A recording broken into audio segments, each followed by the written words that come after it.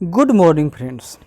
आज हम लोग बिरसा आंदोलन के स्वरूप की व्याख्या करते हुए जनजाति शासन पर इसके प्रभाव की चर्चा करेंगे। यानी कि आज हम लोग बिरसा मुंडा के बारे में भी कुछ जान जाएंगे और इसका प्रभाव जनजातीय क्षेत्र यानी छोटा नागपुर क्षेत्र में क्या पड़ा, इसके बारे में भी जानकारी प्राप्त कर लेंगे।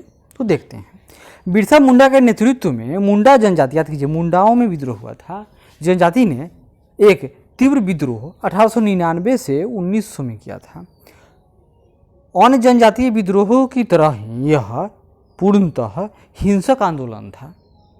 बिरसा के 1899 ईस्वी में क्रिसमस के पूर्व संध्या पर मुंडा जाति का शासन स्थापित करने के लिए एक विद्रोह का ऐलान किया गया एवं उसने ठेकेदारों, जमींदारों, राजाओं, हाकिमों और ईसाइयों को कत्ल करने का भी आह्वान किया। तो बिरसा मुंडा ने क्या किया, तो जो बाहरी थे, चाहे वो अंग्रेज हों या भारतीय लोग थे जो वहाँ जाकर बस गए थे, उन सब के खिलाफ विद्रोह कर दिया। और बिरसा ने क्या बताया था लोगों को कि वह एक चमत्कारी पुरुष है, कि जो उस पर गोली का भी कोई असर नहीं होगा, उसमें बहुत शक्ति है, वह भगवान का प्रतीक है। अतः लोग भी वह चमत्कारी पुरुष की तरह व्याख्या हो गया उसका, और उसको एक जन समर्थन मिल गया, जिस कारण उसने अंग्रेजों के खिलाफ शुरू कर दिया युद्ध।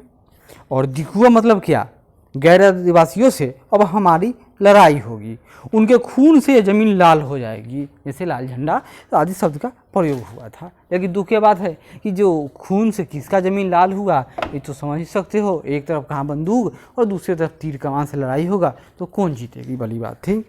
जमींदारों, अधिकारियों, व्यापारियों की हत्याएं की गई, उनके परिवार के बच्चों एवं महिलाओं को भी निशाना बनाया गया था।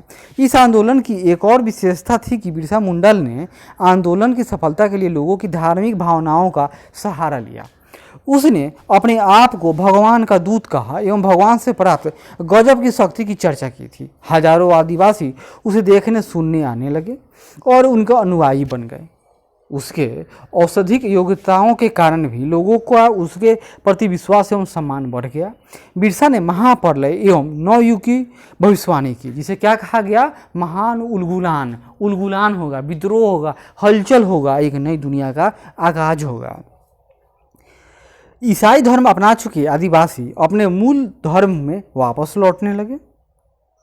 धार्मिक नेतृत्व के कारण उनका विश्वास एवं साहस बढ़ा और वे अपूर्व साहस के साथ अंग्रेजों से लड़े। लेकिन सिर्फ आस्था एवं साहस से ऐसे दुश्मनों से ज़्यादा दिन तक लड़ा नहीं जा सकता था जो सर्वशक्तिमान, सर्वशक्तिशाली और जिनका पूरे दुनिया पर नियंत्रण था।